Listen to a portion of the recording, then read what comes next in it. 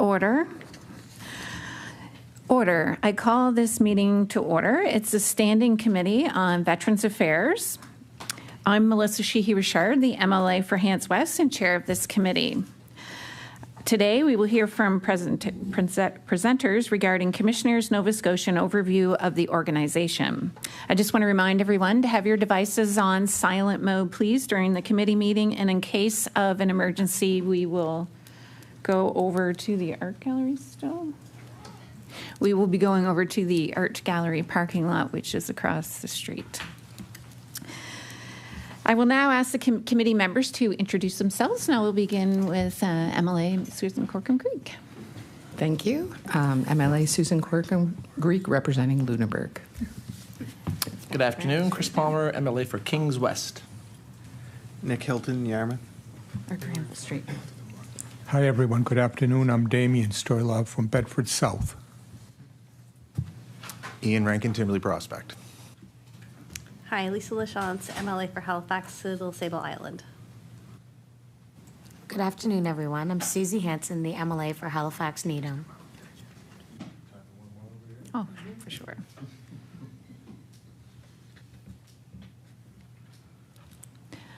MLA Momberket. Thank you, Madam Chair. Sorry for being a second late. Derek Momberket, the MLA for Sydney Member 2.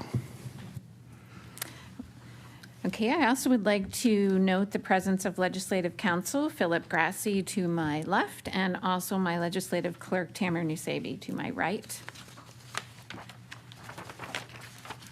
Today's topic are Commissionaires Nova Scotian overview of the organization. I want to personally welcome the witnesses to committee today. It's so lovely to see you.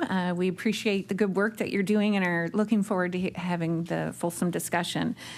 I would like you now to introduce yourselves, beginning with Ms. Landry. Thank you so much, and thank you for welcoming me to be present today. We appreciate it. I'm Rebecca Landry. I'm Chief Operating Officer for Commissionaires Nova Scotia. And Ms. MacAusland. Good afternoon, Liane MacAusland, Contracts Officer, and we are very much looking forward to continuing what stands at least a decade of meaningful conversation with this committee. Wonderful, and now I will welcome Ms. Landry to bring some open remarks to committee. Thank you.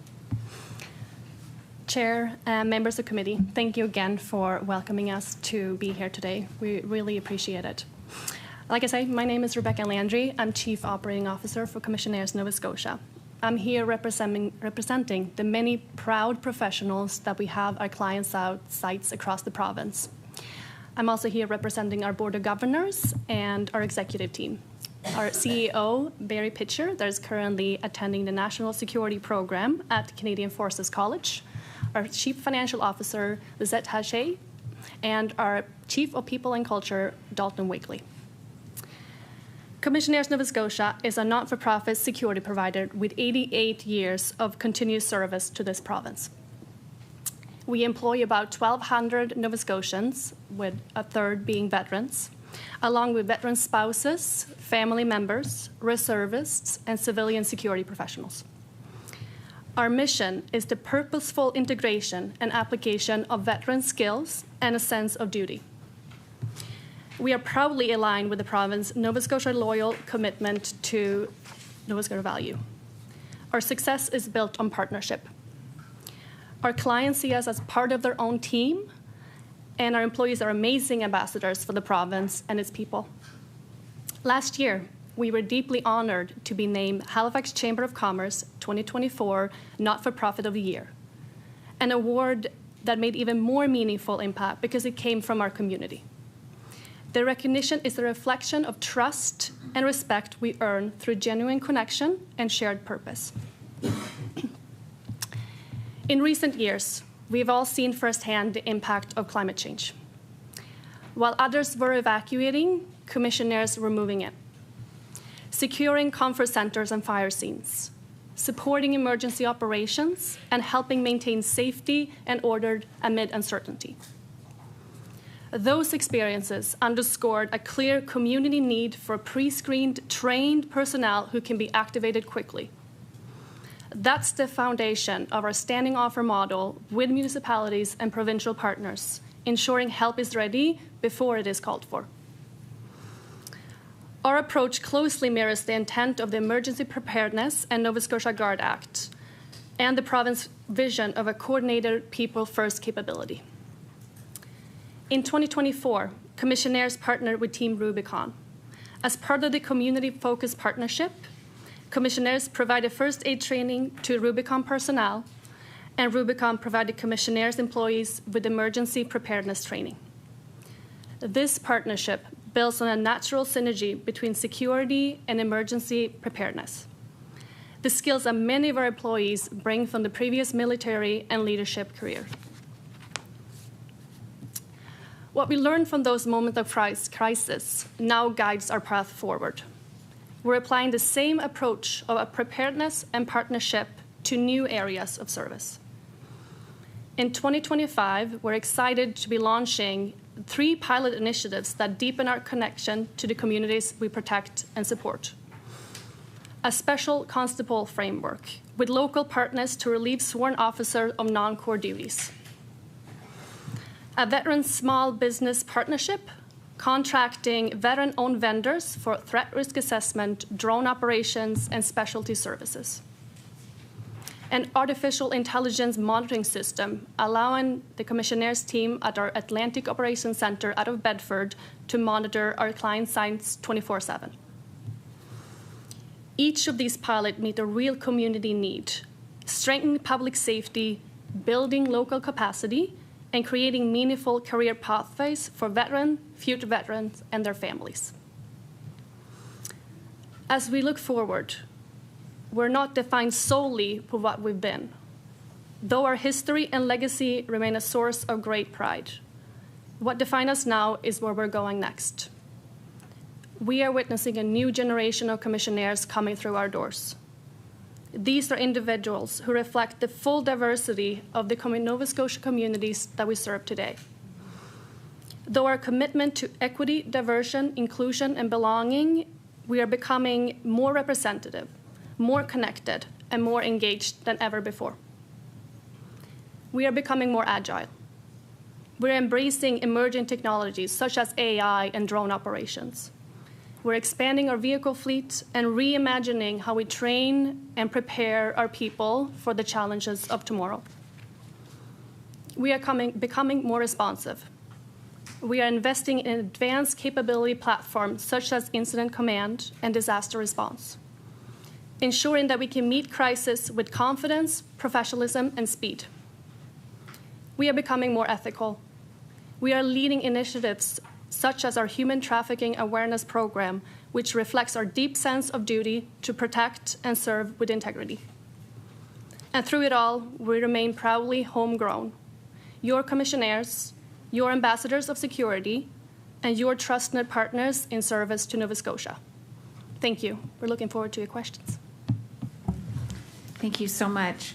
I just want to remind everybody that to wait for your light to turn red, and I recognize you before speaking, and we will divide our first round of questioning with NDP Caucus for 20 minutes, followed by the Liberals for 10, and the PCs for 30, and I invite MLA Hanson to begin.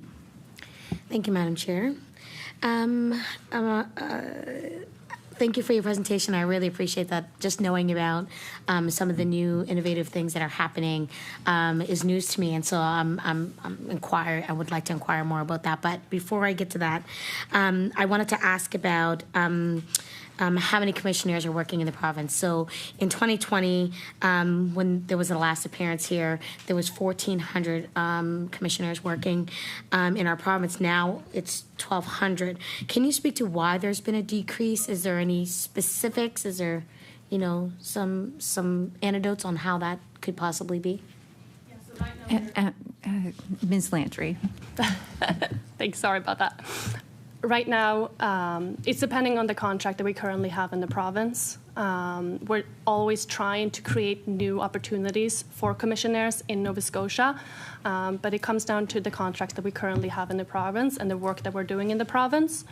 The pool of people is also decreasing, the veteran pool being one. I know that CAF has similar issues right now getting people that we have, so it comes down to the availability and also the availability of contract in the province. MLA Hanson. Thank you, Madam Chair. Can you elaborate on what that contract entails? I mean, so you're saying it's dependent on the contract itself. What is there the criteria, the limitations? What does that look like? Ms. Landry. Apologies.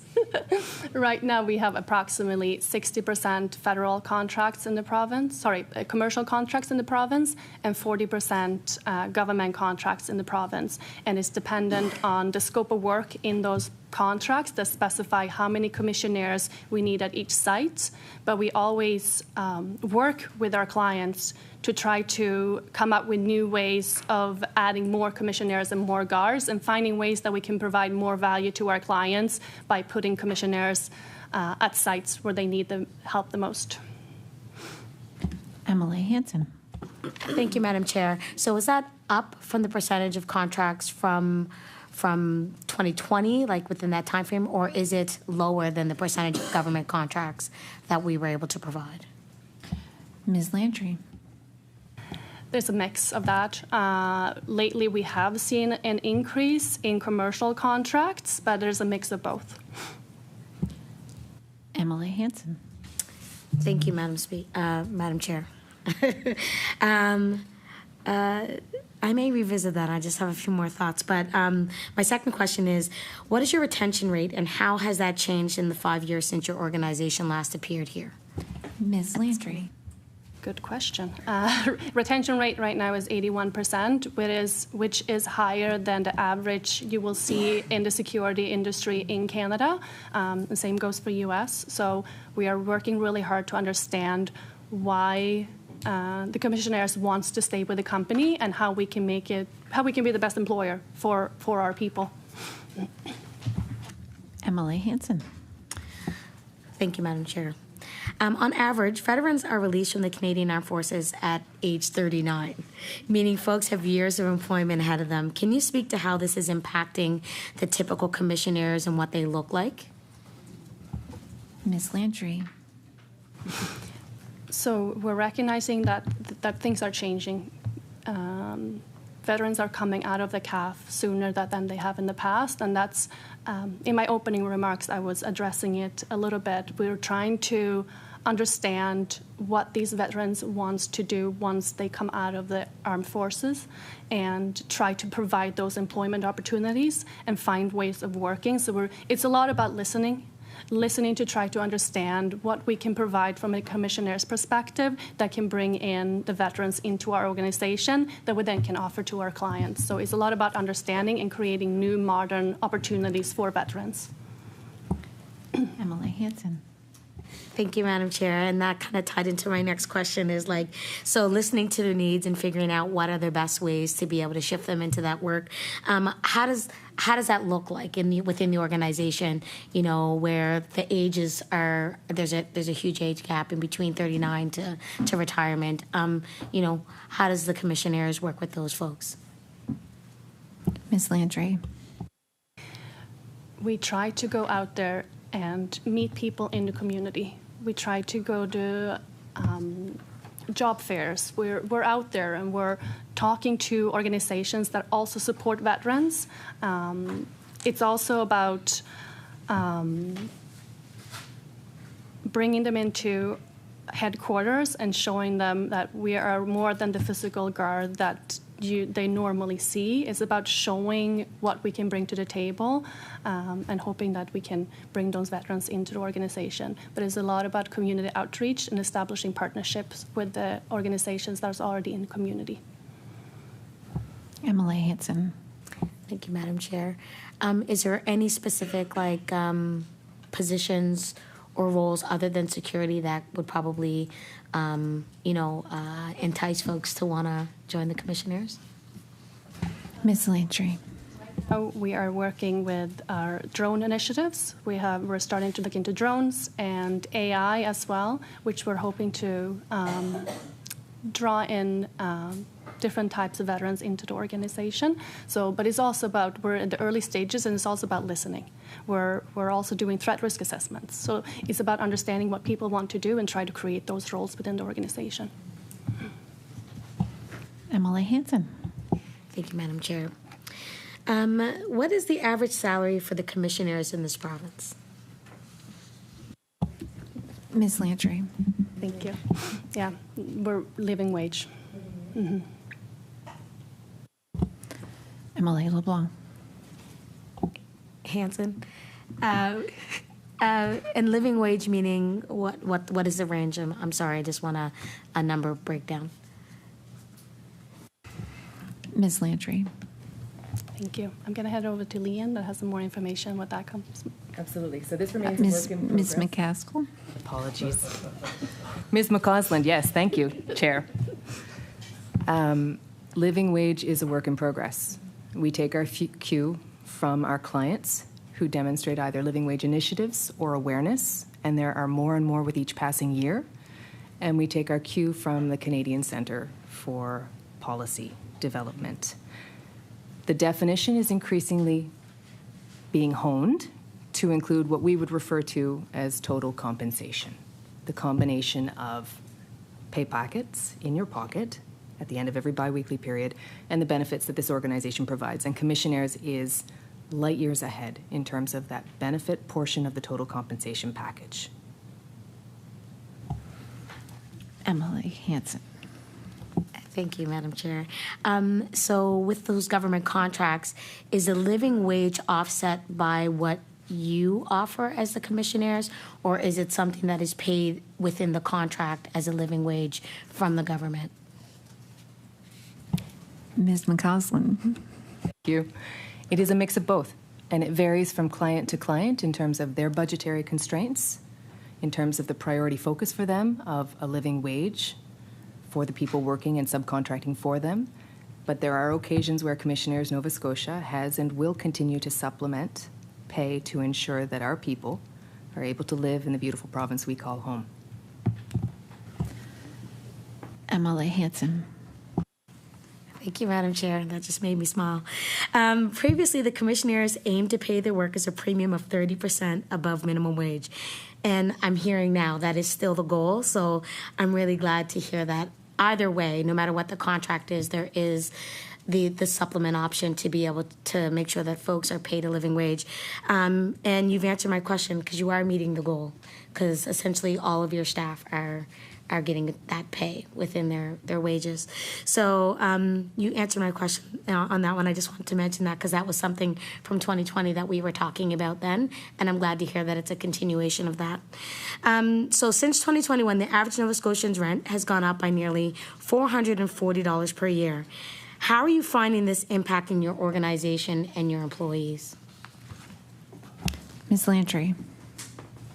It's definitely impacting us as an organization and our employees, and it's a constant.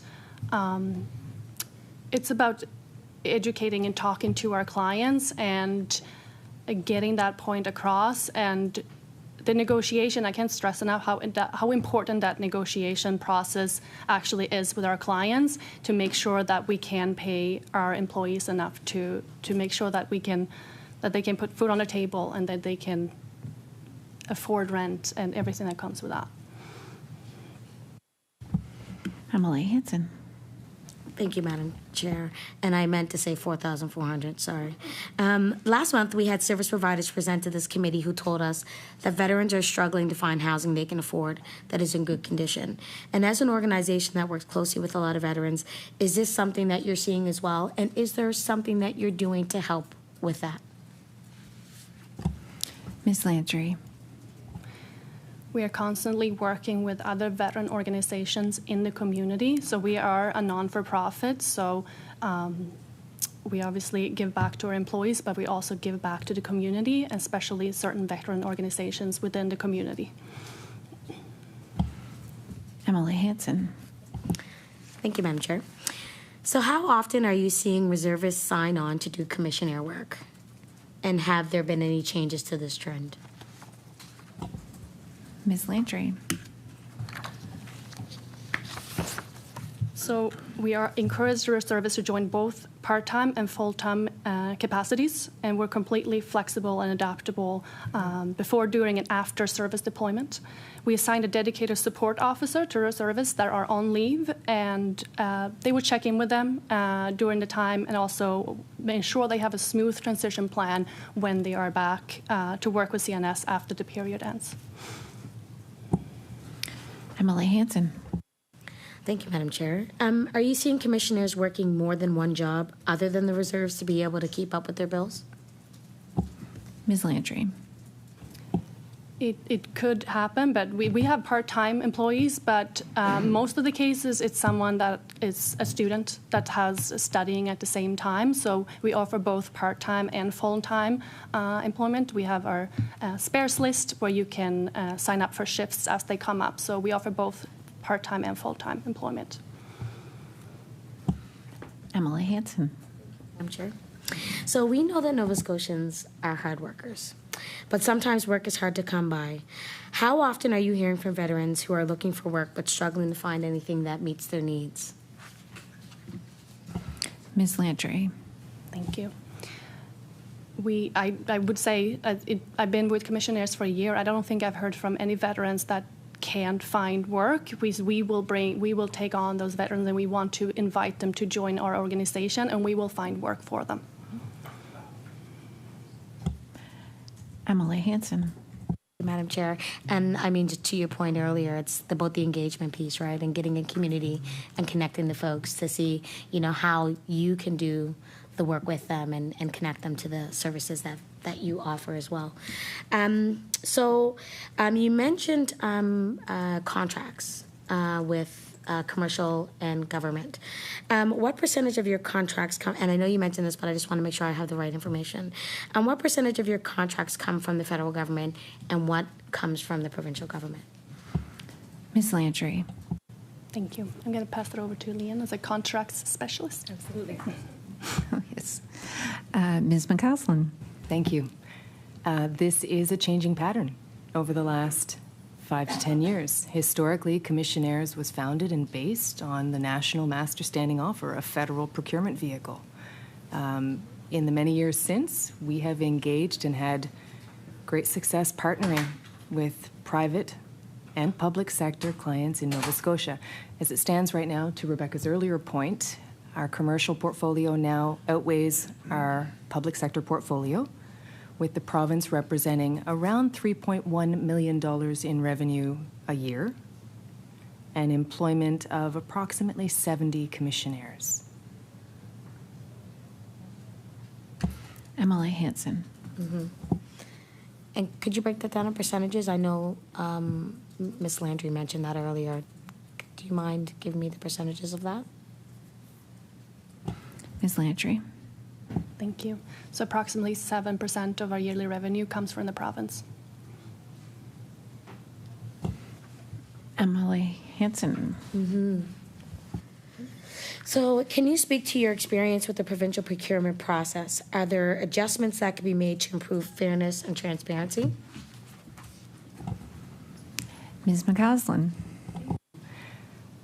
We work regularly with Nova Scotia Procurement and rely heavily on a fantastic website that you may or may not have visited. With that said, we were really excited in the last year to see the introduction of the Nova Scotia Loyal Program for products and a premium opportunity for Nova Scotia-based organizations through the Nova Scotia Procurement Department. We would love to continue with social procurement activities, performance-based and SLA-based agreements that tie in veteran employment with regular auditing, with regular review, and we would be delighted to be part of any discussions around creating that opportunity to leverage and continue that social procurement policy. Emily Hansen. So in 2020, local representatives told this committee that provincial government contracts represented between 16 and 20% of your organizational total contracts. So now, here we are in 2025, and it was 7%. So what could we be doing differently that would allow the percentage to go back up and to continue to grow so that we could have more contracts by our government to be able to have our commissioners work within our provincial bodies. Ms. Landry. I think to Liane's point about including veterans as part of the metrics in that contract could really benefit us as an organization, as well as other, to bring more veterans into the province and working with veterans within the province. Emily Hanson. Thank you, Madam Chair. When the commissioners were last at this committee in 2020, some of the PCMLAs on the committee inquired about the difficulties the organization has faced when it comes to securing hospital-based contracts in this province. Can you update us on the status of the conversations around Nova Scotia Health contracts? Ms. MacAusland. Thank you. Although you're welcome to take this if you'd like. In 2015, Nova Scotia Health awarded a province-wide centralized hospital security contract to another provider, who shall remain unnamed. The intent was to streamline cost and standardize services, which is something that all security providers endeavor to do for every client. So that is not unique to either the competitor or Commissionaires Nova Scotia. When the pandemic, however, hit, and exposed some staffing vulnerabilities, Nova Scotia Health approached Commissionaires Nova Scotia and other providers to backfill shifts and to support the current provider in the hospital settings. That was both to address the increase in volumes, public fear, and to address some staffing vulnerabilities. So at that time, starting in about 2021, commissionaires were deployed to Digby General, Aberdeen, All Saints Spring Hill, Cumberland Regional, North Cumberland Memorial, and Sutherland Harris. To date, we remain in Truro and Digby, where we continue to work very closely with the medical staff and the medical professionals. At the height of COVID-19 and in the 2 years following, we had 70 to 75 commissionaires deployed throughout the province at multiple hospitals for about 60,000 hours of service. That capacity to mobilize quickly is something that we practice on a daily basis. It's something we're very proud of. We would welcome participation in what we understand as of this week is an ongoing security review of hospital security. And we would suggest that the model that has been in place, which is a hybrid model, combining standing provincial contracts with surge capacity, is something that would be of benefit to the province and benefit to the many medical professionals. Emily Hanson, with a minute. Thank you. So as of right now, how many out of the 75 that were deployed are now employed within Nova Scotia Health? Oops. Ms. MacAusland. Approximately 20 across 2 sites. Emily Hanson. And are there any conversations about procuring more contracts for future sites that we have and that are opened as of now? Ms. MacAusland. My understanding is that on conclusion of the security review and assessment, there will be a procurement opportunity. What that looks like remains to be seen. 20 seconds, Emily Hanson. Thank you, Madam Chair. I would like to hope that we would continue on the Nova Scotia Loyal and the Nova Scotia Guard Act to make sure that we continue to have our commissioners working within these spaces and continue those contracts that we know are valuable because they provide a living wage for our Nova Scotians. We will now move to the Liberal Caucus and begin with MLA Momberkat. Thank you, Madam Chair, and thank you both for being here. Good to see you. I only have 10 minutes, so we'll get a couple of questions in. I do want to start off with, well, the tolls are gone now, so the bridge tolls, the commissionaires were collecting the tolls, and you were collecting them for 68 years until 2024 when a private company was hired. You guys didn't submit a bid in 2022. Can you explain why? Ms. MacAusland. Thank you. We had a time-honored and really important relationship with the bridge for a very long time. When the time came and they ultimately went to tender, we assessed it. We ran the numbers. We looked at what it represented for our people for the near term and for the long term. And we may have considered the fact that the bridge was never going to be a guaranteed contract for the collection of tolls, our primary function, forever. As it stands now, we currently provide toll services at 2 other client sites in the province and look forward to seeing what the bridge's requirements will be in the future. MLA Mombercat. Thank you. So could you just tell me how many commissionaires were working actually collecting the tolls, and have those jobs been recovered or replaced in other parts of the community or province? Ms. MacAusland. Thank you.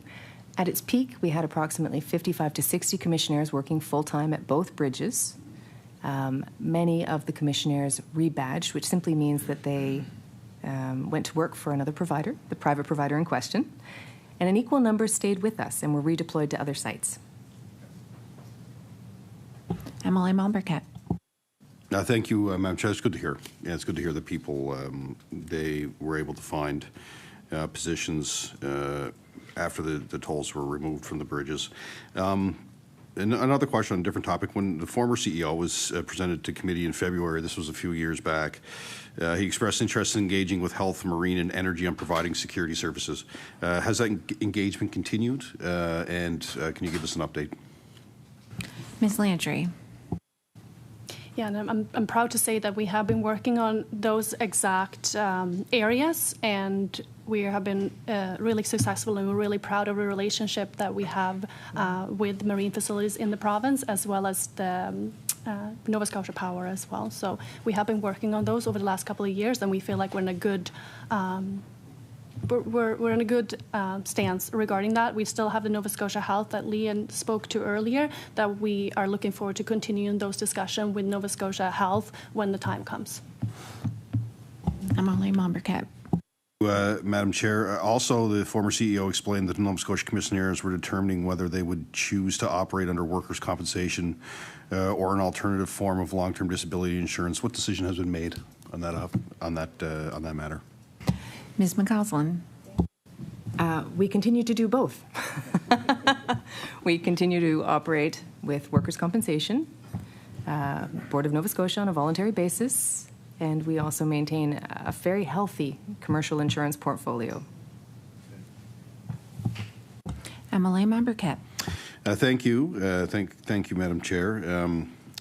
I guess what I'll move to now is really just some questions around training and opportunities.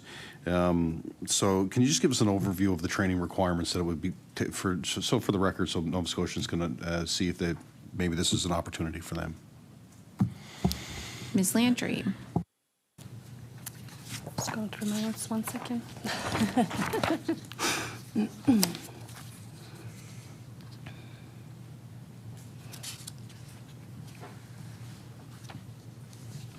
So we offer, when our commissioners first join us, we offer our standard, it's called Commissionaires Security Officer Training course, which is partly virtual and partly in person to make sure that we can get the provincial requirements specific to Nova Scotia.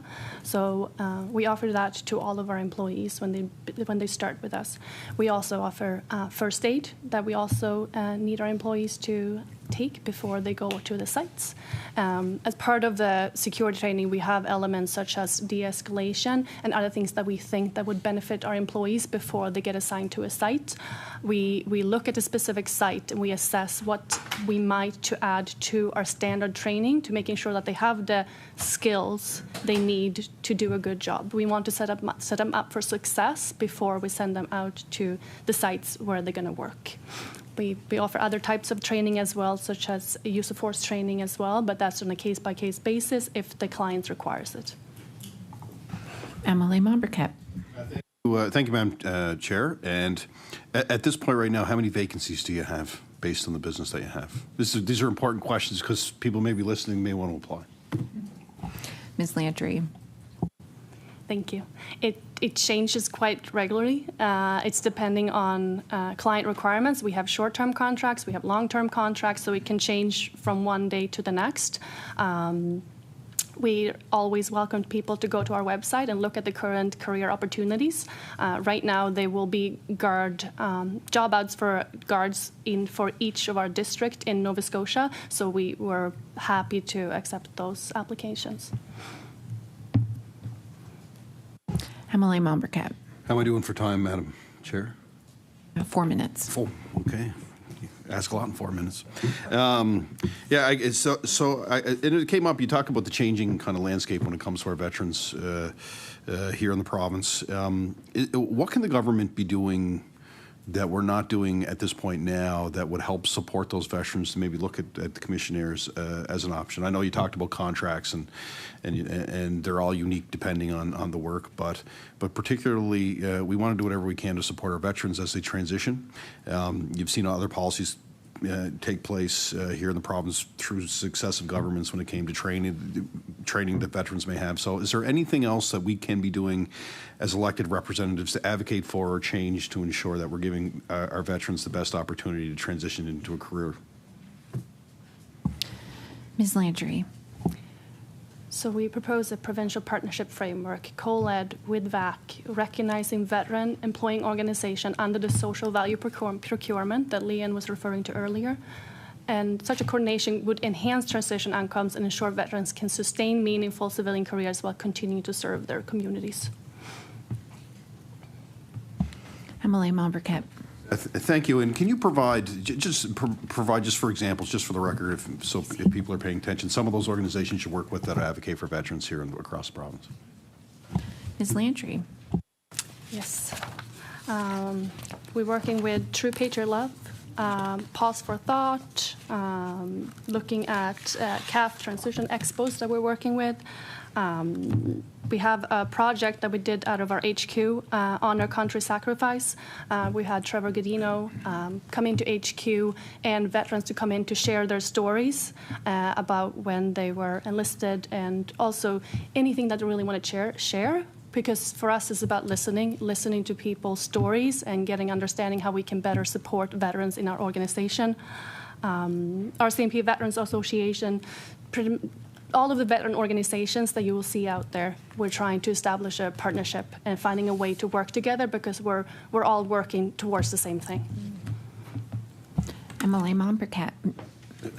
A minute and a half. A minute and a half? Okay. So I usually speak for an hour. They love it. I usually speak for an hour in the legislature. I only have 10 minutes.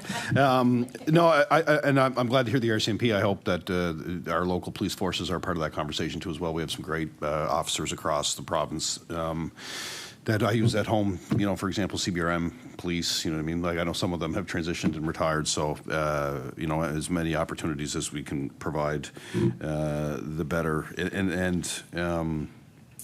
I guess one of the questions I also want to ask, have you seen an increase or decrease over the years in applications to be commissioner?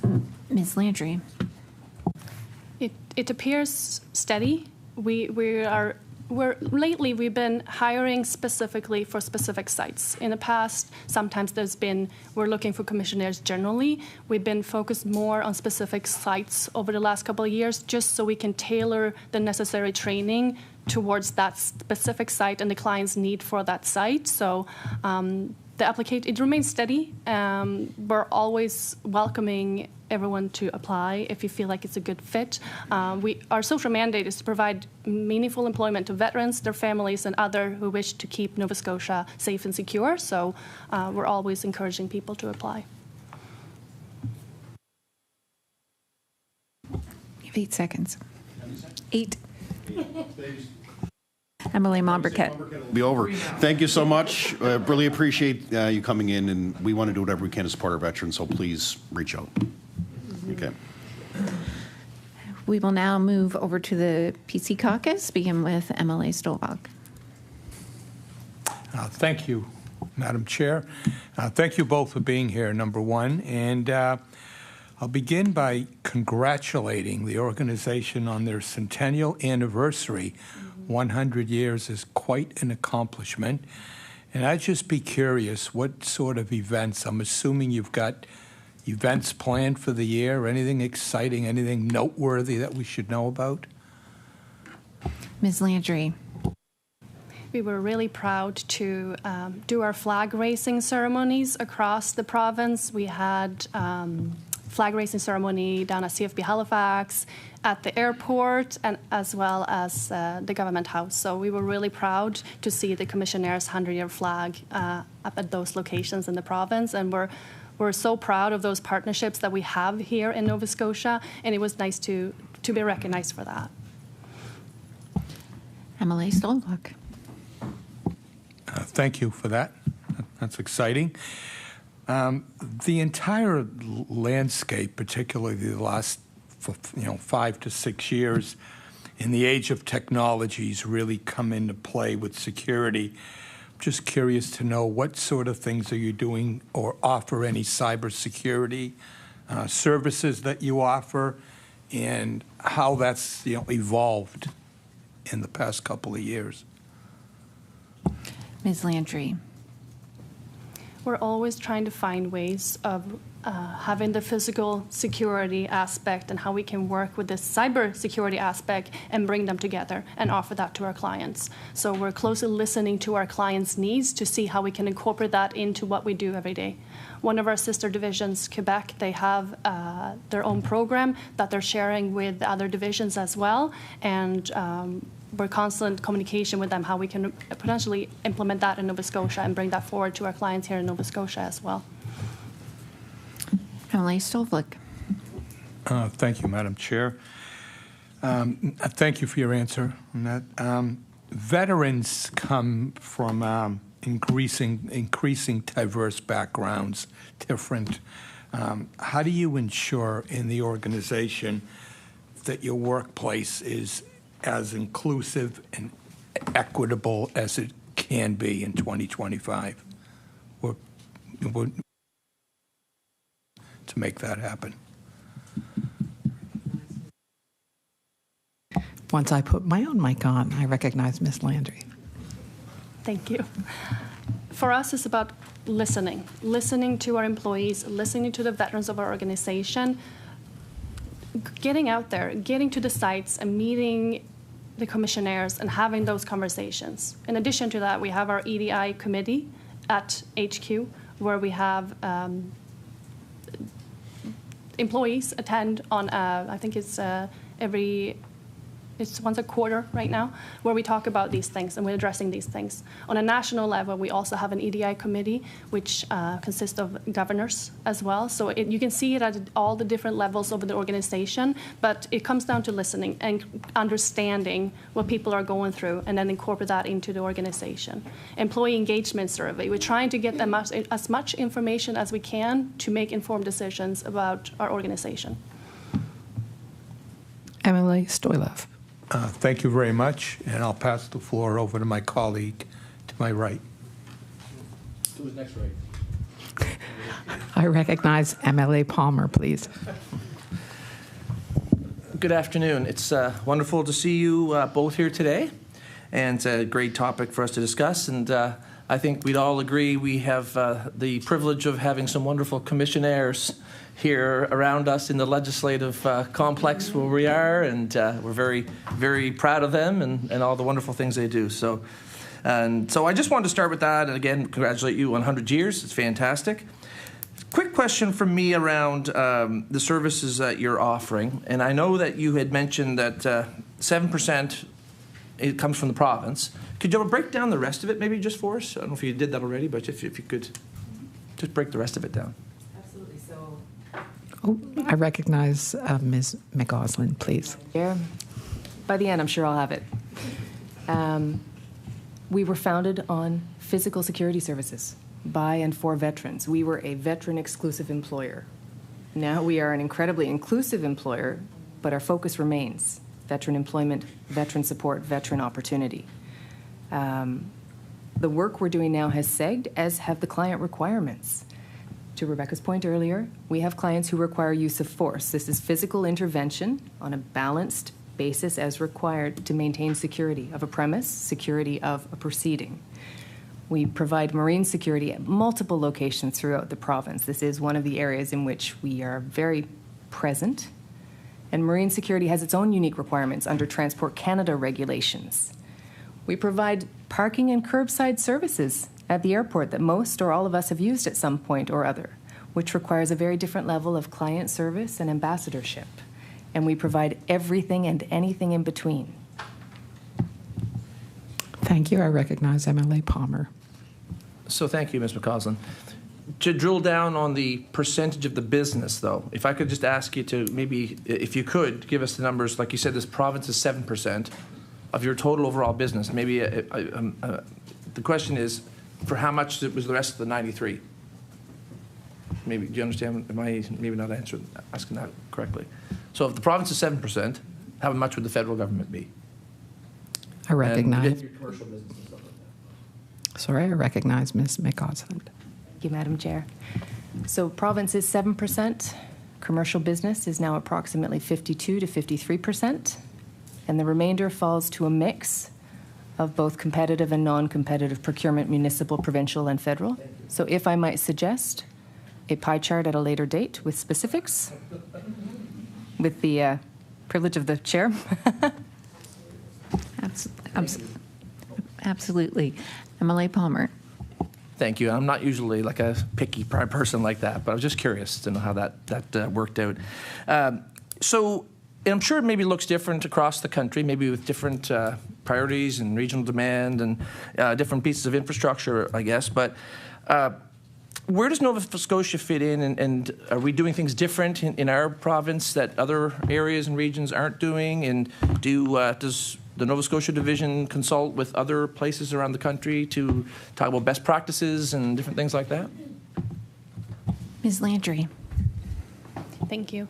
We have working groups across Canada that we have participation from different divisions where we talk about best practices, and the groups can range from HR to business to strategy, all different kinds of groups where we talk about best practice and we learn from each other what worked in this division, didn't work in this division. So we definitely have that level of partnership across Canada. MLA Palmer.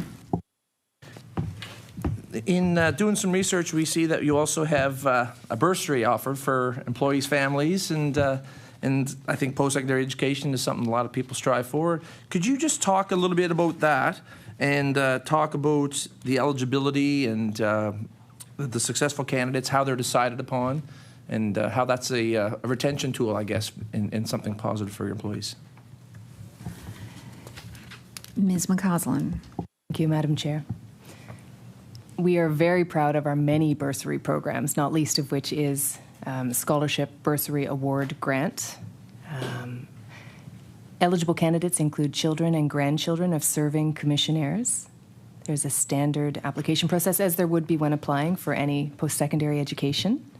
And in recent years, we've also introduced an additional benefit specific to underrepresented groups to ensure that we are acknowledging, recognizing, and supporting as many members of our extended family as possible at Commissionaires.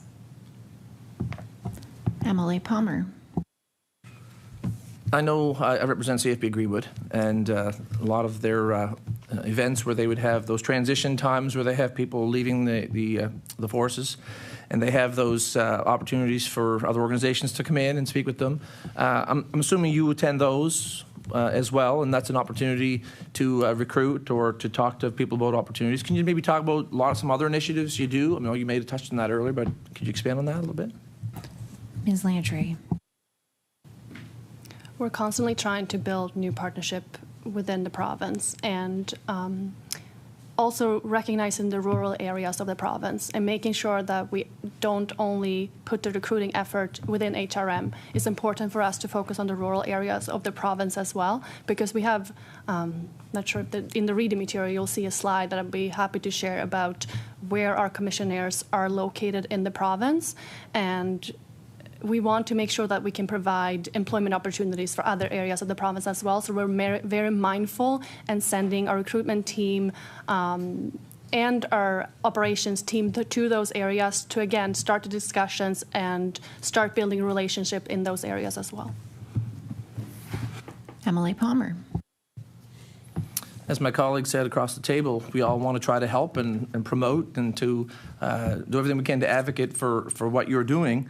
So I put an invitation out to you to come to Kings West, and if you're ever down there, to go to Greenwood and to talk to some people, stakeholders in that area down there. It'd be great to have you.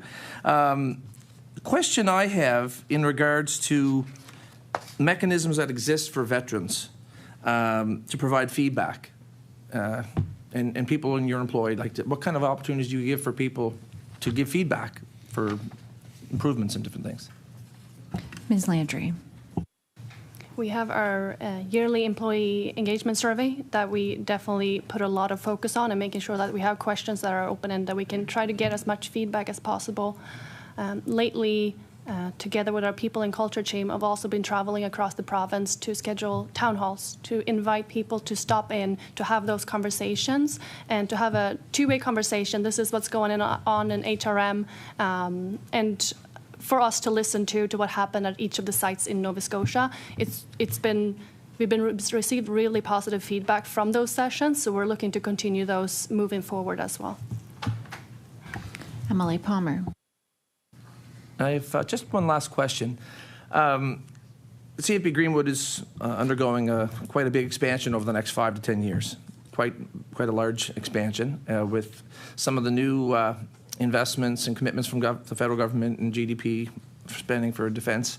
So how do you see some of that investment? Like, obviously you see that as an opportunity to engage with you folks as well going forward. Can you just talk about that and how that synergy with the increased spending and more security needed for different things? Is that something that you see in the future? Ms. Landry. Can you provide some more details around what you mean by that question? Emily Palmer.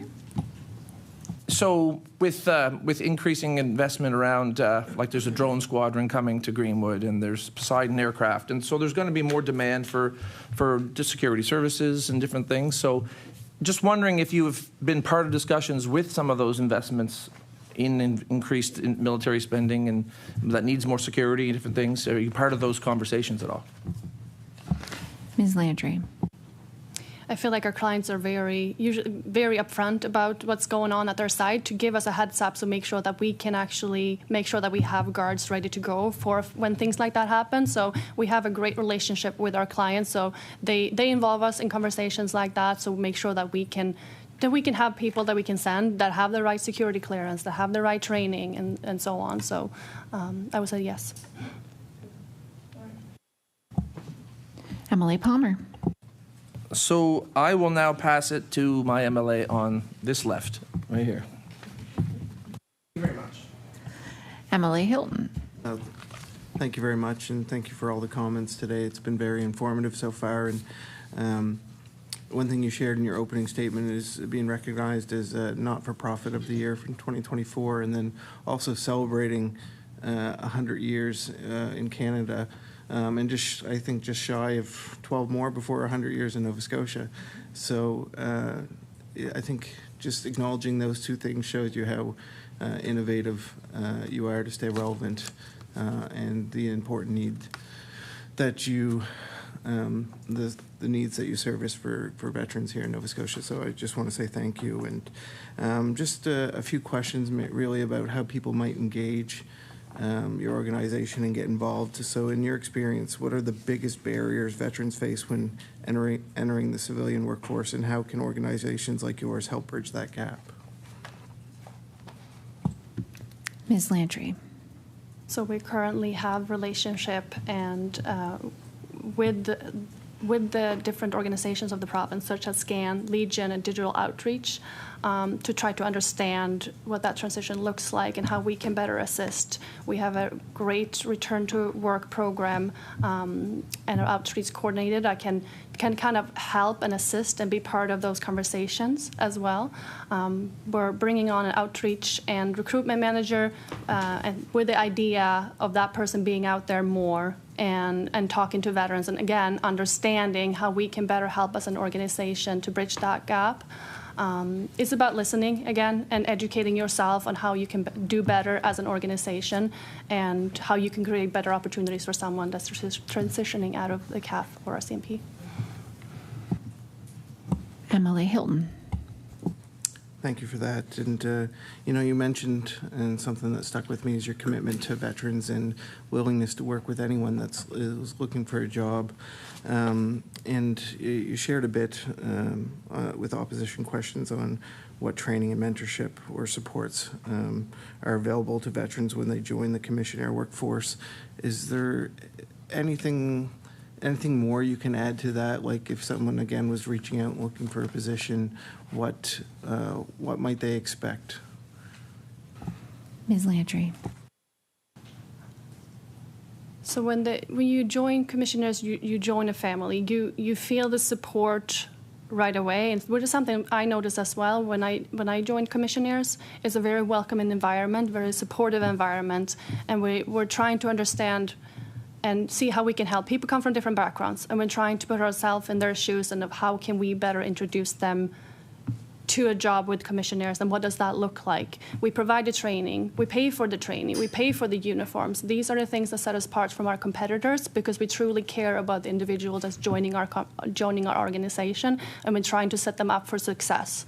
We want people to speak up if there's something that they're missing, the training that's missing, there's tools that they're missing that prevents them from doing a good job. We want to hear about that so we can introduce that training, so we can help them, get them the tools. And it's always that two-way conversation that needs to happen, and we encourage people to speak up so we can do better as an organization to support them. Emily Hilton. Thank you. And when a veteran comes to your organization looking for employment, what is the process like? Is there a screening that's involved? Like, I'm assuming you don't want to make it difficult for veterans to approach you. So what would that look like as well? Ms. Landry. Yes, thank you. It starts with the phone screen, and then moving on from there, an in-person interview. Then we do all the standard background checks that we normally do before you being signed up for the training program. Our recruitment team is they communicate really well, and the whole process of recruitment, which is really important to making sure that people are informed of how that process looks like. We constantly review that process to make sure that is as open and honest as possible. So did that answer your question? Yeah. Emily Hilton. Thank you. And as a non-for-profit, how does that structure shape the way you reinvest in your employees and the communities that you serve? Ms. Landry. The process of recruitment, you mean, or? Emily Hilton. As a non-for-profit, it's the way you generate revenue in what you give back to individuals. Like from a board standpoint, what can you share, and what would you share with your employees on kind of your mandate or motto, like? Ms. Landry. So 10.8% is statutory deductions paid to government, 10.7% direct benefits to our employees. And we pay for our employees' training, uniforms, we provide health and medical plan, RRSP matching. In addition to the employee benefits, we need to pay insurance, staffing, contract, and account management administration. And any surplus we give back to the community and the veteran organizations that we work with in the community. Emily Hilton. And we've talked about the network that your organization has gained over the years. Can you speak any more to this and the importance of the network and the transition to civilian life? Like any of those relationships, can you expand on them? Ms. MacAusland. Thank you. Veterans come with many tremendous advantages. I think we all know that, and we all share that opinion, certainly within this committee. They bring community with them. They create communities around them. Commissionaires encourages that and encourages all of the collaborations. When they join the organization, they have the benefit of familiarity. A lot of our practice, a lot of our policy, a lot of how we comport ourselves at our client sites is very consistent with defense training and security training. So it's a bit like coming home. And that's exactly what we hope to bring to them. And the benefit to us is that knowledge, that discipline, that skill, and that experience that we then in turn offer to our clients. Emily Hilton. Thank you. Just a kind of a question that's relevant for me. Like, we're 2025 now. Recruiting individuals is much different. News streams are much different. How has that been for commissionaires? Is it still easy to find, for you to find veterans and veterans to find you, like through social media? Like what new avenues are you guys taking to change as the world changes? Ms. Landry. So the pool is definitely smaller than it has been before. I think we can all see that and recognize that. So it comes back to my opening remarks of finding new opportunities, other opportunities, because in the past we relied on the physical security guard, which is still very, very important to us, but it's about creating those other types of opportunities for veterans to try to bring them into our organization, exciting things that they want to do, and listening to understand what those things are. Emily Hilton. My last question, just moving forward on that same thought, like, has it made your organization invest in, have you invested like in different training activities, like as a board, what's next for the commissionaires? Ms. Landry. Thank you. We are looking to expand the training department. We're looking to introduce a learning management system where we can offer training on demand for both internal and external clients.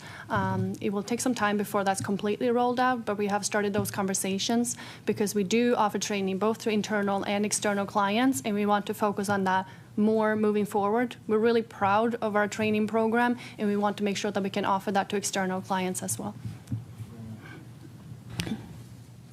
Emily Corkum Creek. Thank you, Chair. And thank you to our guests. It is, we joked about the waiting for the light to go on, but when we have witnesses who are clearly so passionate about what they do, that's, getting used to this wait 1 second thing. We recognize what prompts you to have the answer on your lips, and that's actually a wonderful thing to see. The benefits for someone like myself as an MLA, benefiting from the Commissionaires' service in places like the legislature, beyond the comfort and the peace of mind that comes from feeling not just protected but thoughtfully well cared for, really become the relationships. And in my own mind, that is truly something that distinguishes my interactions with commissionaires as perhaps different from other security services. We get to know them a bit, and depending on our time and ability and inclination, we learn about them as individuals, about their families. Sometimes we learn about their service. And so in being briefed for today's meeting, I was absolutely delighted to learn of a new podcast, Purpose and Protection. And I thought to myself, what a great name. If all of us could feel purpose and a sense of being safe and protected, like, what more could we ask for? So I wondered if you could please tell us a bit about about the genesis of this new podcast and how it helps to present your organization and, I guess most importantly, the commissionaires themselves. Ms. Landry. Thank you. Yeah, the podcast was brought on by our CEO, Barry Pitcher, and we're really proud of it, and it's been a success so far. I hope you've all seen or listened to some of the episodes so far. I have one as well that's coming up, so tune into that. No, there's something that we're really proud of, because I keep coming back to, it's about sharing the stories. And people want to hear these stories. People want to learn. And it's important to create an avenue where we can share these things and to better understand each other, to better understand someone that's been in the Canadian Armed Forces or RCMP and working together as a community in a different way. So creating those avenues for those conversations is what triggered that, and it's so important to us as commissionaires. MLA Corkum Creek. Thank you. And while I will admit I have not yet tuned in, as I might have been late reading through my briefing notes, it is now on my to-do list. The other thing that I'm reminded is that, particularly with Remembrance Day in the offing, that, and as time passes and people age, that the faces of our veterans change. We are, while we may have still veterans of World War II or the Korean conflict, we have many people who have served in other roles, peacekeeping roles, and it strikes me that those who have taken part in such a way as to prevent the escalation of conflicts that might have led to greater wars and conflicts is also really important.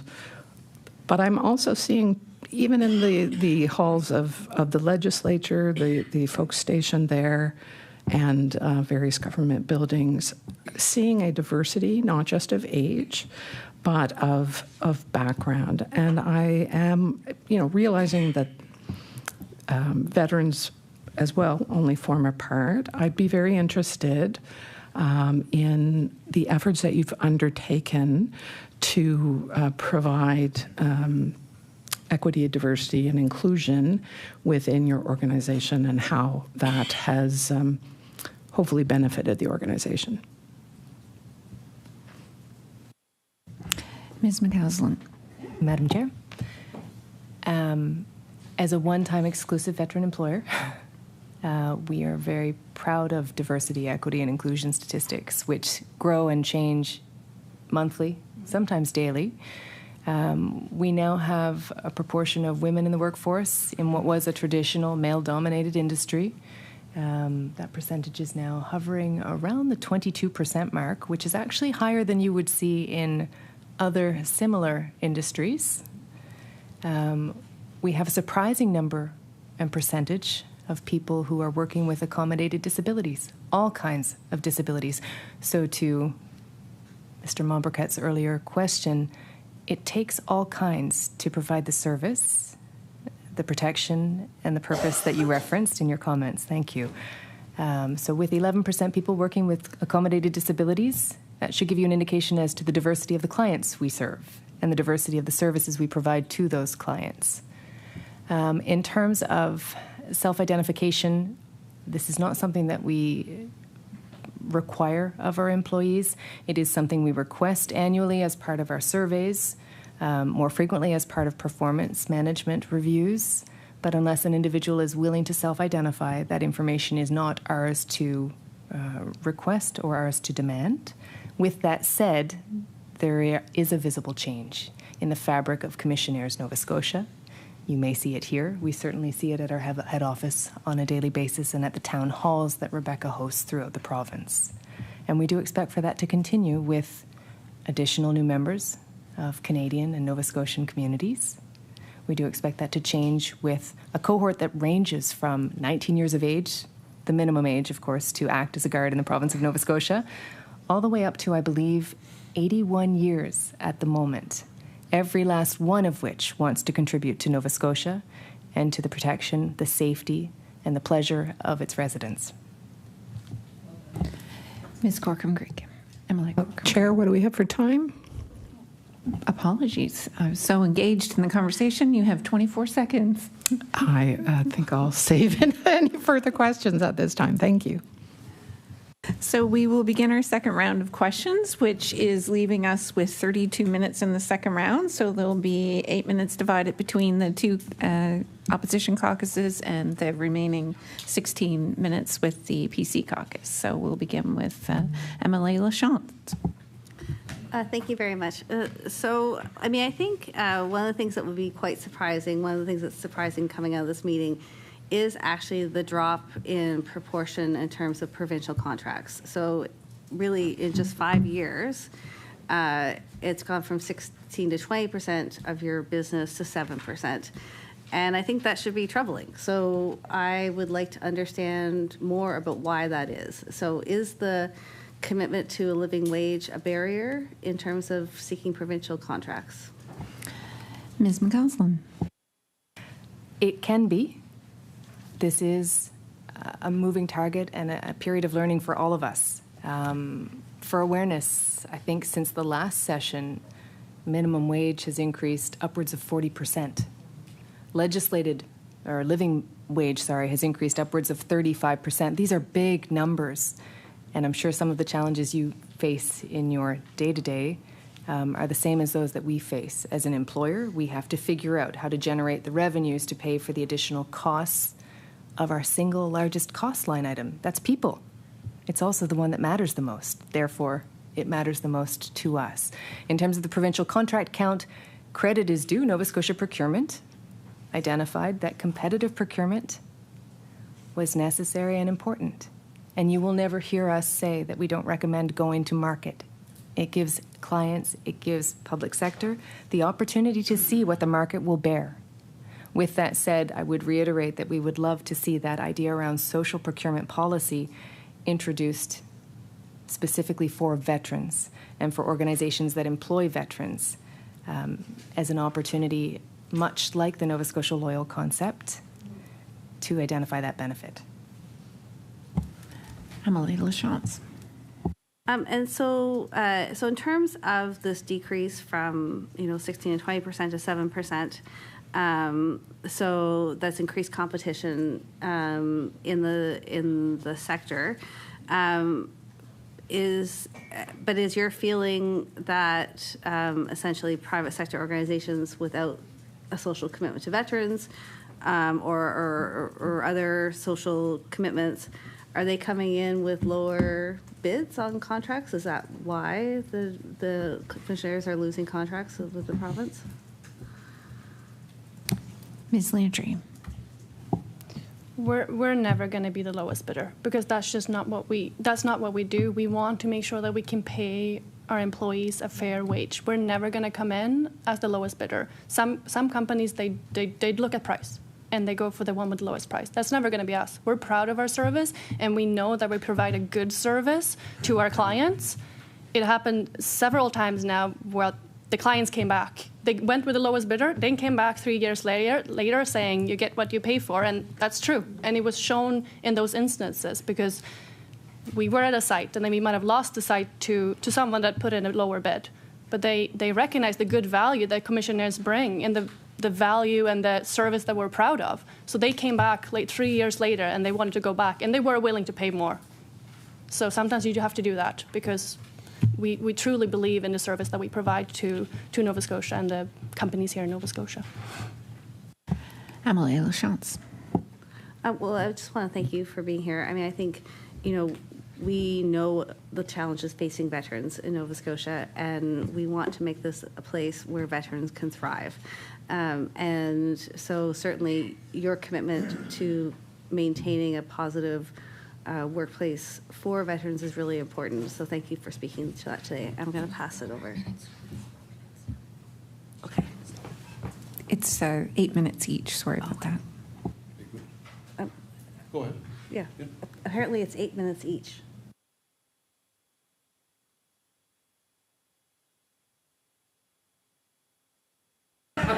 Emily Lachance. And so in terms of diversity, certainly, it's interesting to hear around support for persons with disabilities.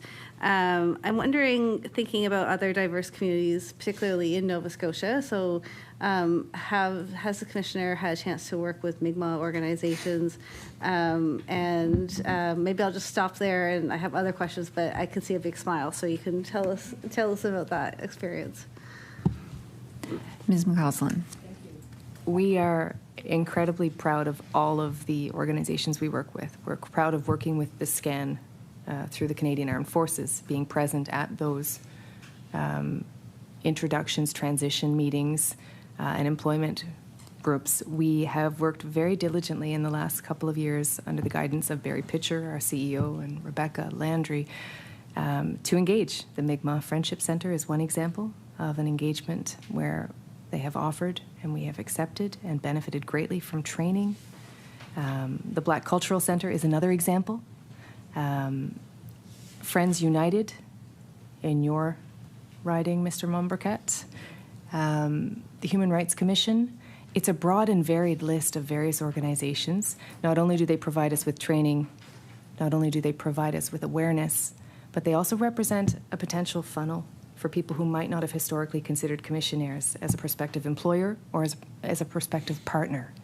And we are seeing those gains, not only in terms of absolutely spectacular artwork at our head office in the Bedford Commons, which we would invite you all to bear witness to, but also in terms of the lessons that we're taking away from these relationships and from these partnerships. Emily Lachance with a minute 47. I'm also wondering, in terms of employment of 2S LGBTQIA plus communities, if you could speak a bit to that. Ms. MacAusland.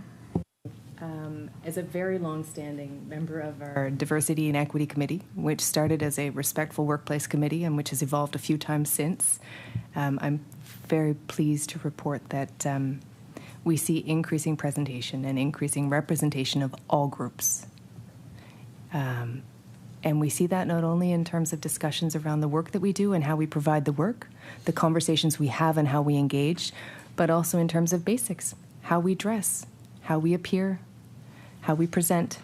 So it's been a very progressive time for Commissionaires Nova Scotia, given our history, to where we are now.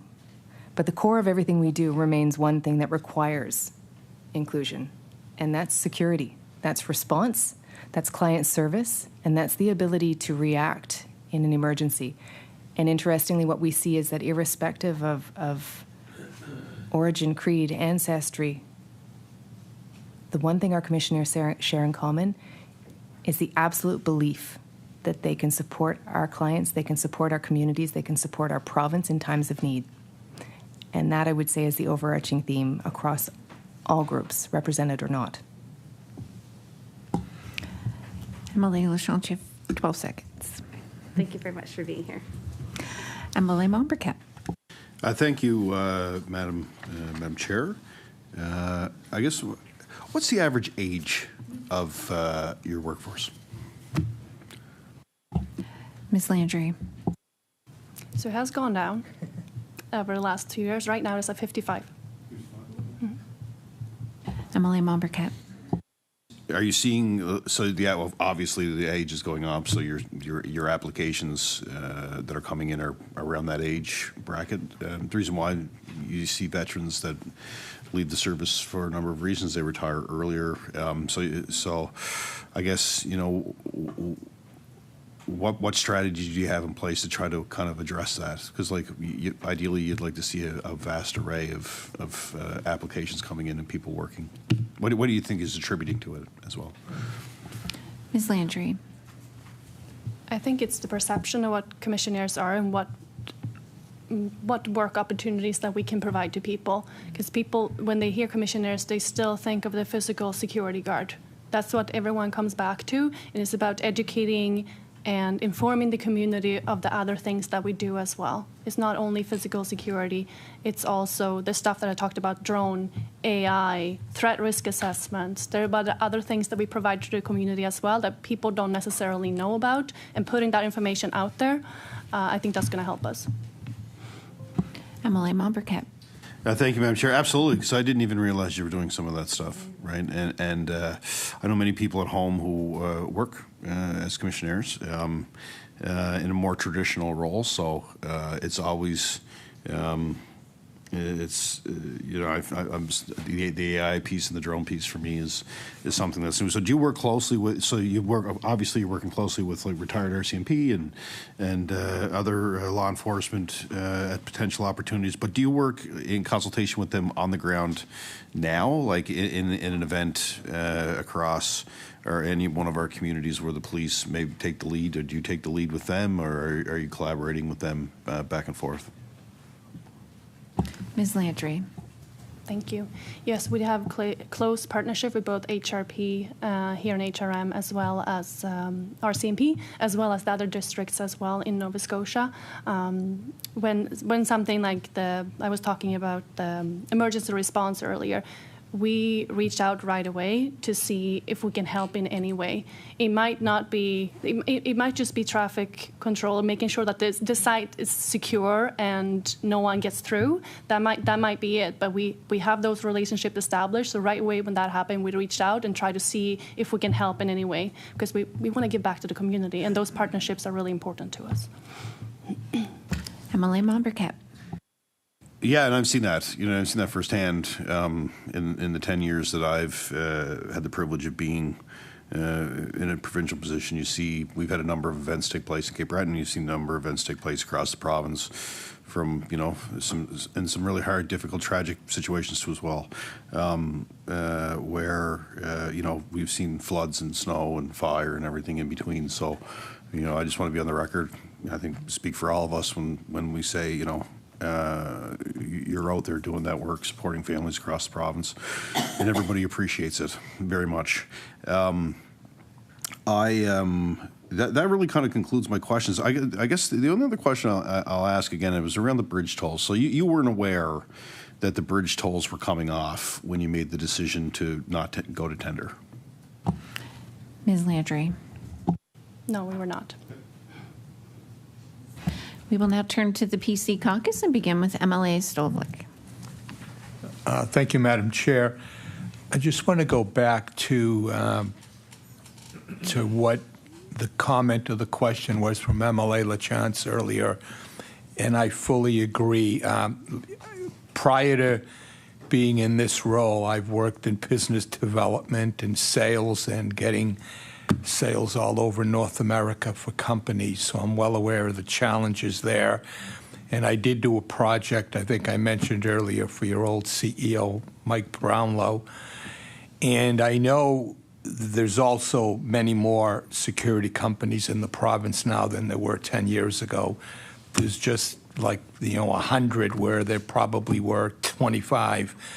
And when you go in and you bid on a contract at $15 an hour and the other person bids it at $13, they win and you lose. That's life, and that's just the way it is. But it's that you can do to get that piece of the business back by offering other services and things like in the contract that are value added that don't necessarily mean a labor hour type of thing, that can kind of put you at the top of that whole thing. Because I know firsthand that many of the competitors that you're now fighting with, I don't think I would, they're not very good at what they do. And I do know what the Commissionaires do, and you're top grade, everything you do.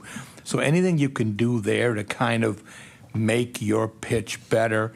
And number two, are there any other business channels that you could go after, because you've lost the big piece of government and now you got to go get it elsewhere, and there's got to be other places where you can get it. So I just wanted your comments on that. Ms. MacAusland. Thank you. Happy to answer the question as one business person to another. Where we have seen a change in that portfolio, fewer government contracts provincially, we've seen an equal or greater increase in the number of private sector contracts. And the reason they are choosing Commissionaires is quite a basic one: reliability, consistency, relationships, all three things which we value greatly and work very hard to provide to all clients. So while we recognize that price is a consideration for everybody under budget, we are learning that it is not the only consideration.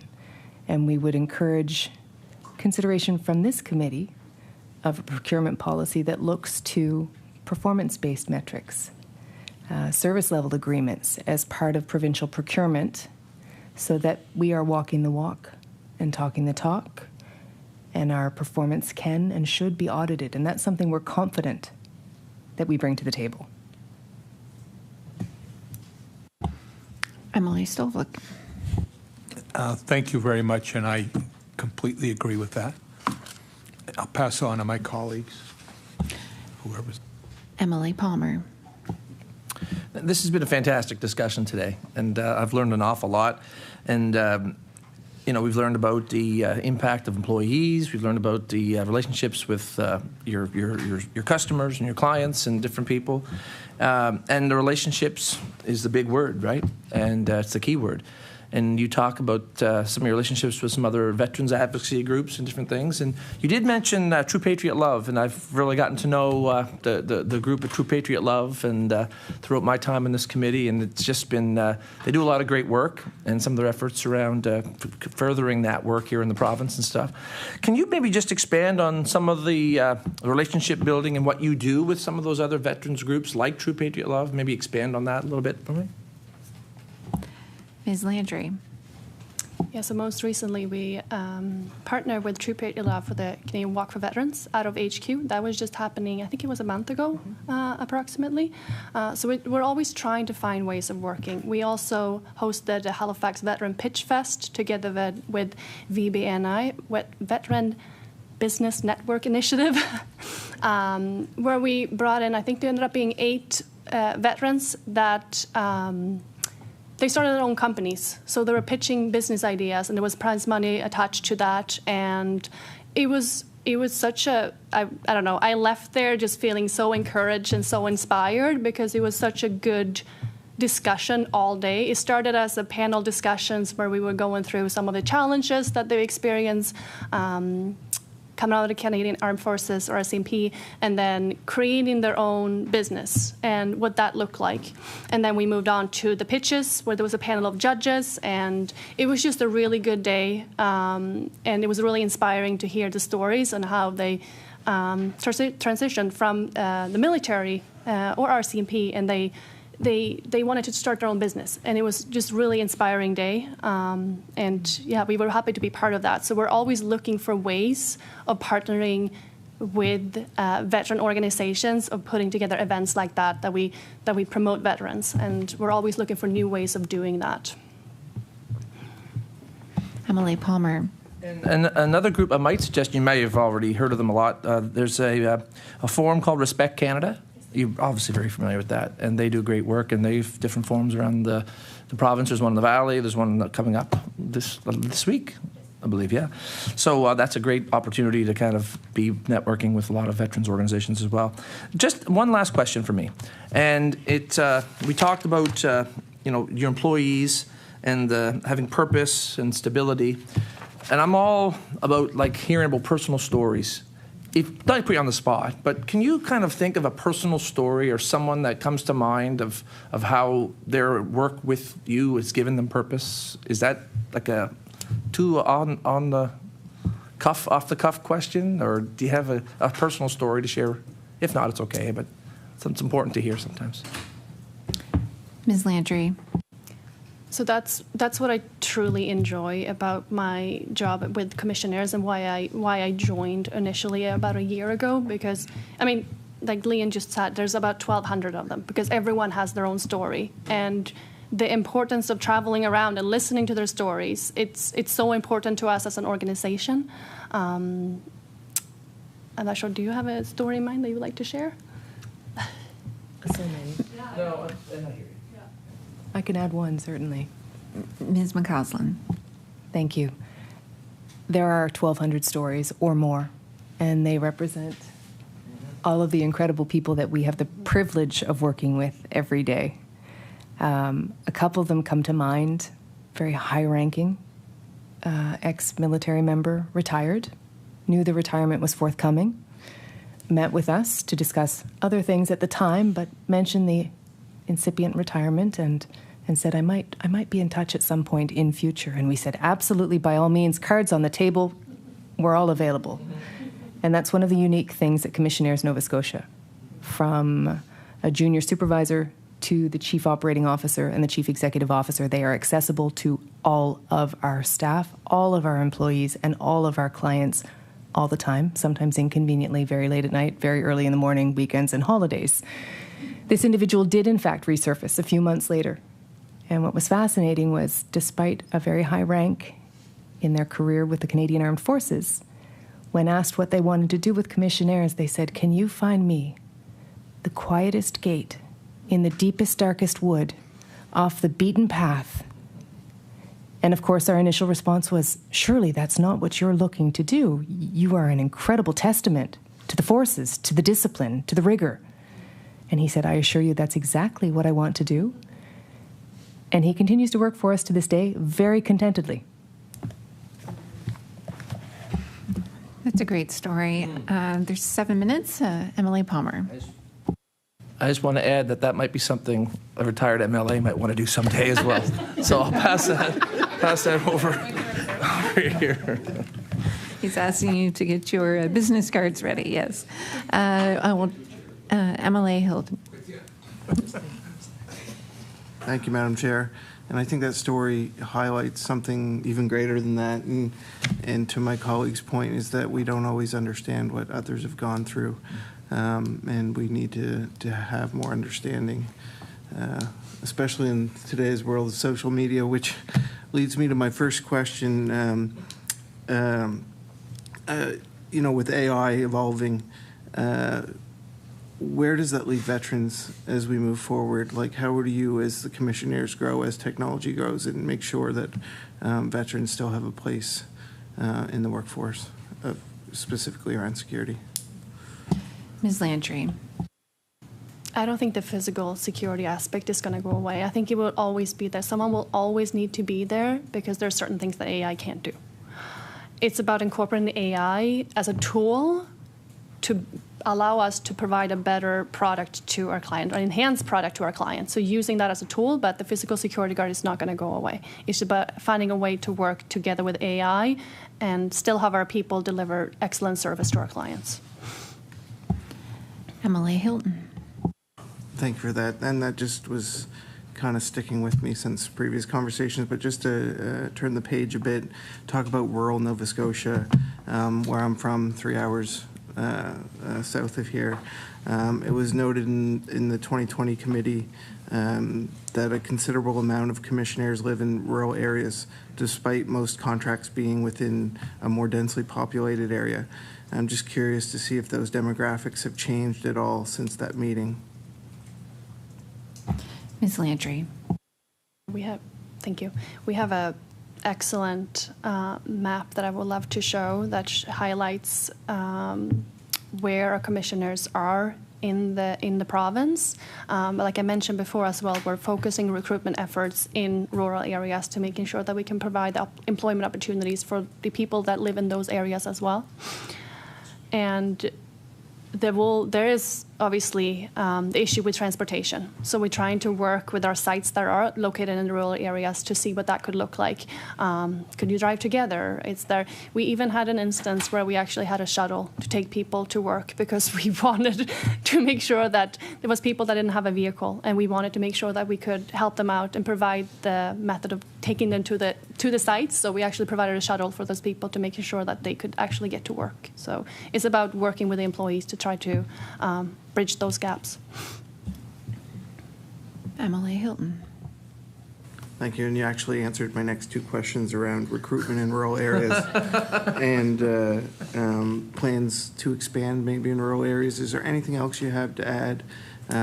Like when I've been a nurse prior to this, was a nurse for 20 years, and at the Yarmouth Hospital when I started, it was the Commissionaires that manned the desk and the doors, and now you don't see that as much, unfortunately. How do we get back to that in your eyes? Ms. Landry. Thank you. I think it's about traveling around the province and talking to people face-to-face. The face-to-face interaction, that's all you know. It's so important. And to tell the stories of Commissionaires, tell the stories of what we do, what we've done in the past, and what we plan to do in the future, and to talk about that. We are looking into potentially putting up offices in rural areas as well, and hopefully grow those moving forward. I think there's a market that we haven't really tapped into yet, so I think there's a lot of opportunity there. So moving forward, that's something that's definitely that we're going to look into. Emily Hilton. Thank you, and again, you're reading my mind. How can we as representatives in our community best support you moving forward? Ms. Landry. Thank you. I think it's about talking about commissionaires, talking about what we do, what you heard here today, and keep going back to the focus of the veteran and providing meaningful employment for veterans and their families and everyone else that wants to, making sure that Nova Scotia is a great place to live. So it's about continuing to having those conversations in the communities. And yeah, anything you want to add to that? Ms. MacAusland. I would add to that we already have a very strong presence throughout the province, something that not many of our competitors can say. Yes, we are headquartered in Bedford, formerly Black Binney House in beautiful downtown Halifax. But we have district offices throughout the province, and those district offices represent us in every possible way, from identification services, background checks, fingerprinting, criminal record checks, to immediate deployment of resources if, when, and where required, to services to the community. They are the face of Commissionaires throughout our province. To Rebecca's point, we will continue to look for places and communities that need that representation, that need that presence. And our ask of this committee is to consider, in context of that social procurement concept, in context of ensuring that it is people who have served our country who continue to serve our province, we would ask for consideration for inclusion in conversations at this point from Nova Scotia Guard conversations, which shares many of our same aspirations, to conversations about what social procurement could look like in the province of Nova Scotia and for the province of Nova Scotia, to conversations about what you should and could expect of any provider in the security sector. And we are happy to provide our expertise. We are happy to provide years of experience and years of exposure. And we are happy to engage our clients to provide testimonial, support, and feedback to help the province get the absolute best value, irrespective of price point.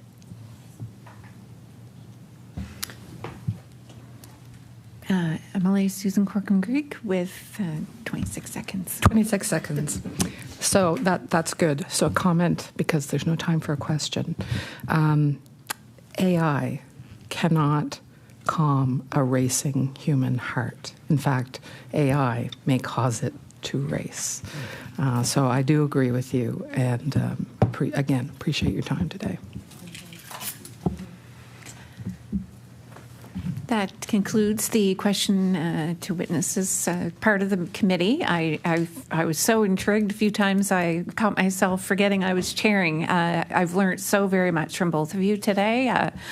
We have one in the back that's a familiar face, and I know that as MLAs we value the support that the commissionaires give us all the time. We feel very safe when they're around us, for sure.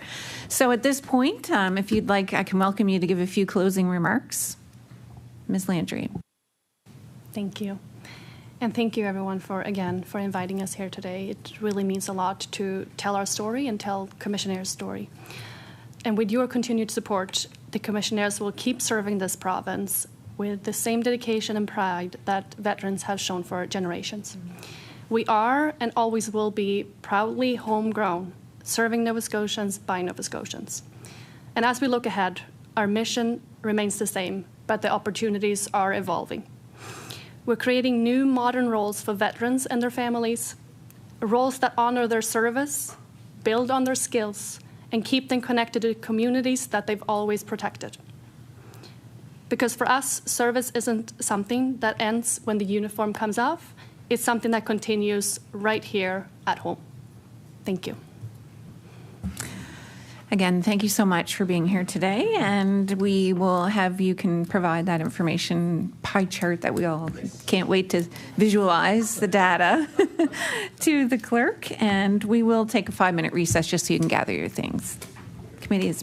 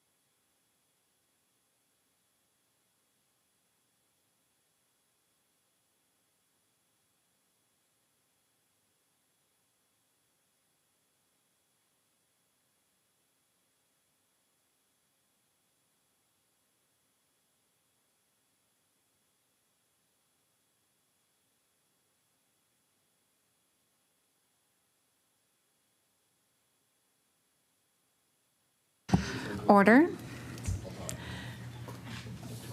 I call the Standing Committee for Veterans Affairs back to order. We do have a couple items of committee business today to discuss. The first one is we received the information from Veterans Affairs Canada, sent the letter responding the request from information from our committee on September 16th meeting. Is there any discussion on that piece of correspondence? Seeing none. The second is a couple pieces of correspondence that relate to each other. The Office of Military Relations has asked the committee to consider replacing their office with the Office of Addictions and Mental Health or Veterans Affairs Canada, the upcoming meeting, which is next month's meeting. The topic is Desmond Fatality Inquiry Final Report and Recommendations. But as a follow-up to that letter, Department of Justice has suggested that a representative from the Office of Addictions and Mental Health be included in the discussion. Just wondering. The Office of Military Relations did mention that they are willing to come in. Oh, yes. Okay. So the Office of Military Relations will actually be sending. Okay. If needed, the Office of Military Relations, for clarity, will send somebody. Just wondering what the desire of the committee is. If there's any. Emily Hanson.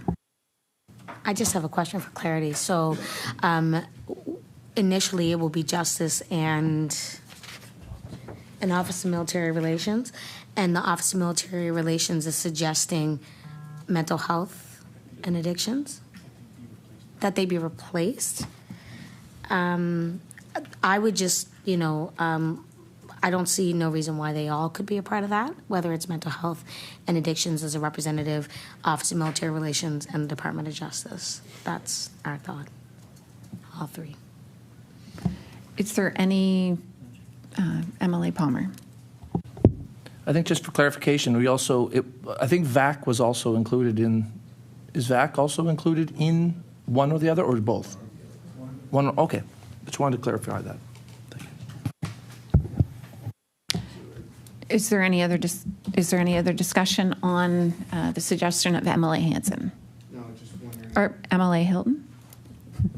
Thank you, Madam Chair. Are you making that a motion to add a representative for mental health and addiction, or I can make that a motion to add a representative from mental health and addictions for the discussion on the Desmond Fatality Inquiry, final report and recommendations to the Standing Committee for Veterans Affairs.